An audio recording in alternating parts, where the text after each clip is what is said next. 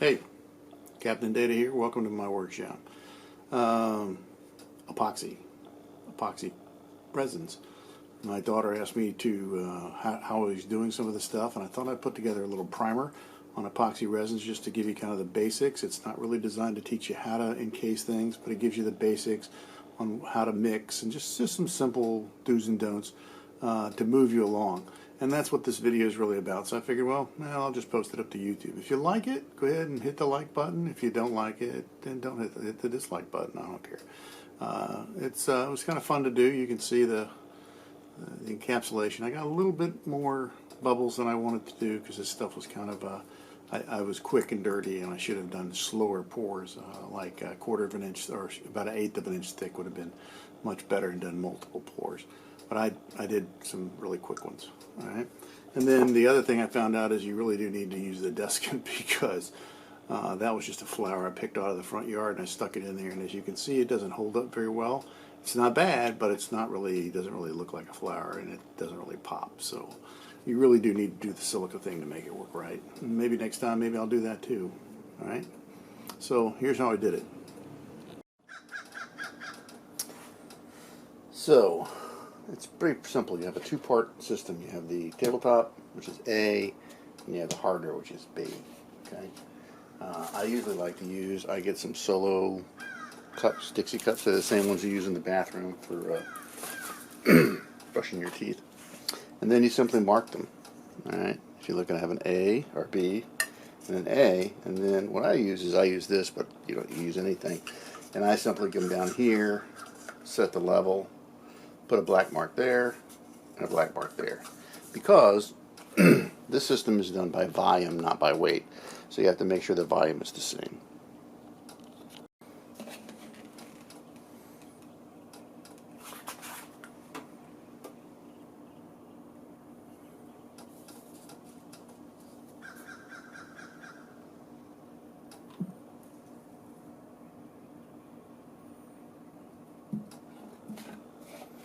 So A is thick and B is thin.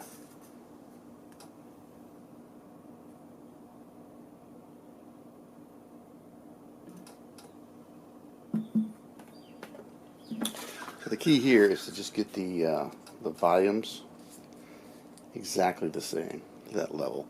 Now you could do the whole thing and then mix it in and mix it to another bowl or something. But if I'm just making like one, what I'll do is I'll do half.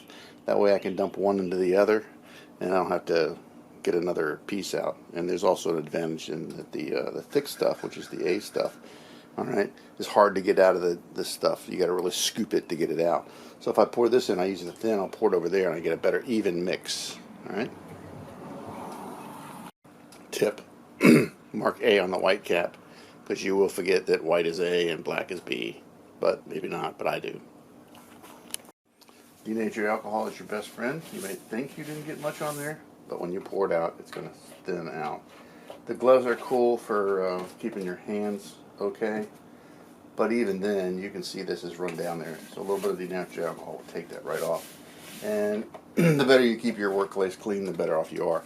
And then you'll notice that I also have a mat. This is just a silicone mat that I picked up off of Amazon.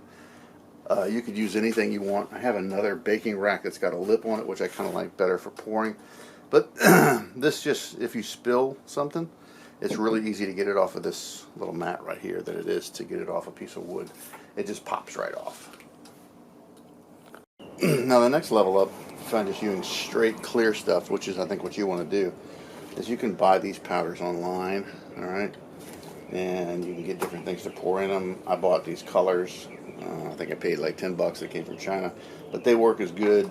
Some people say they don't, but I haven't seen a problem with them myself. This is some teal powder I can come up with, but that's like if you want to colorize or make it thick or whatever you want to do with it. So just thought I'd throw that in. All right, so I did move to get some black gloves on because this is kind of messy. So the A is thick, all right, and the B is runny. So if you were to pour the A into the B, you'd have a hard time getting it all out. And like I said, you want all the volume to be equal. So whatever you leave in the cup is going to be less volume, which means you may not get the right pour. So I get the thin stuff, the B stuff, and I pour that into the A stuff. All right? And even then, I have to go in and scrape and make sure I get all of the volume out of there. You want it to be as equal as you can. And the thin stuff is really easy to do that with. The thick one is not. All right? So I've got that all out. Now I start to mix it. All right? And this is you gotta mix it. You can't, you know. And when you mix it, you put air in it. And if you look at it, I don't know if you can see it or not, but it's cloudy. All right. Well, keep stirring till it gets clear, and then you'll know you have a pretty good mix. If it's cloudy, you're not going to have a good mix. All right. So I just keep stirring.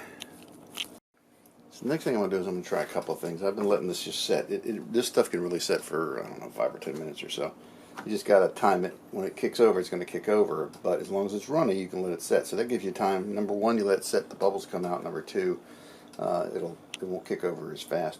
So I took this piece of stuff that I'd already poured. I want to stick it in the bottom. All right.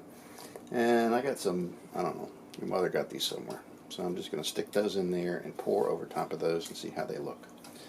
So now once I've got them in, right, now I simply pour my coating over top of it. And what I probably should have done, and I didn't, all right, is I didn't glue them down, all right. In other words, I didn't actually position them where I wanted them to, and that's going to be a problem because they're trying to float. So that was dumb on my part. Okay, if I put a piece of some glue in the bottom of it, it'd be okay. But they're going to float. But that's okay. They'll look even cooler floating, whatever. All right. So lesson learned for me. Glue them down if you want them on the bottom, because what's happening is now they're light and they're floating up to the top. And what's happening is I'm just going to have to make another pour after that. But that's okay. I was going to make another pour anyway, so we'll see how it works out.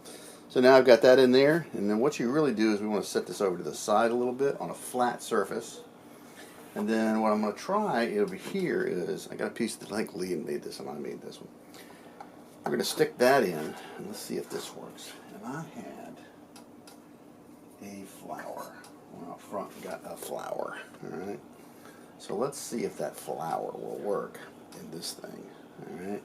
I didn't dry it, I just picked it fresh, so it's probably not going to work right, but hey, yeah, it was worth a try. It's an experiment, you know what I mean?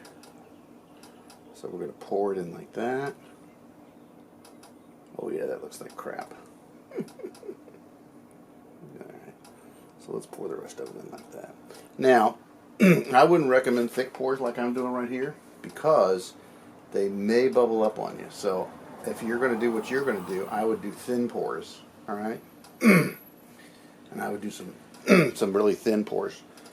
These were, I don't know, 3/8 of an inch thick, and probably shouldn't have made it any thicker. But for this demo, I really wanted to show what I had. So I poured that in there, and we'll take a look and see how it works in a little bit. And I'm going to poke that back down a little bit over there. Now what you want to do is the reason you want to get them in a little earlier is you want to get the epoxy to start bubbling and getting it out. Alright, and that's what it's going to do. So if I poured it too thick, it's going to bubble a lot. And if I didn't pour it too thick, it'll be okay. So we'll see. So as you can see now, it's starting to foam around the edges here. Alright. So you don't want that because then you'll have bubbles in your stuff. So what you do is you get a heat gun and you simply put some heat on it, and if you watch, the bubbles will go away when I put the heat on. Sort of melts makes it pop. Do that all on both of them.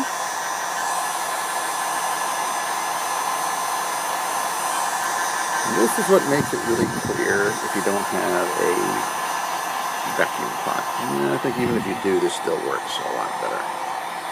And it's cheaper. You can use a hairdryer, works fine. So we did that about 7:30 just to give you an idea of when I started, okay? Nothing major, just something. So now I know why I use silica to dry it first. I thought I'd just pour it in there would work, but hey, not really. So this is really You can almost start to take it out, but you need to give it a few hours to harden it back up. As you can see, I did a pretty thick pour here, and it still didn't bubble up any much. But I'll do another pour later on to finish up at the top, and should have. Biggest problem I have is you see how the things slid to the side there? Controlling where they go is a little harder. So you really do need to do the CA and lock it down some way, shape on the piece to keep it from moving around. So it's been a couple hours later, and I was actually able to get it out. It's still a little bit tacky, but not too bad. But if you can look at it, I don't know if you can see it or not, you can see the layers. It's because I got a little bit of bubble. I think I went a little too thick. If you'd have gone thinner. And plus, I poured this on separates, so it could be that because one's older than the other, that may be what caused it to do that. This one, on the other hand, I don't know what caused that one, but I can polish that up to make it work. But it's still tacky. But at least you can pull them out. And then if I wanted to put the another coat back on, you know, to fill the top over, I can do that right now and let it go. So I think I'm almost there. Alright, so here's the finished product. This is what it looks like.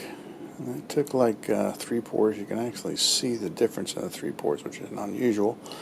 Got some bubbling in there, but I think I could have done a little bit better. But it actually gives it a little bit of kind of coolness. You can see the beads are suspended in there.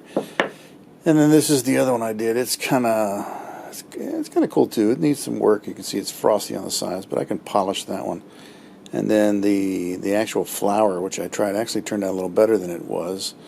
But I think if you did the descant thing first and dried it out, it probably would have done better. It turned out pretty good.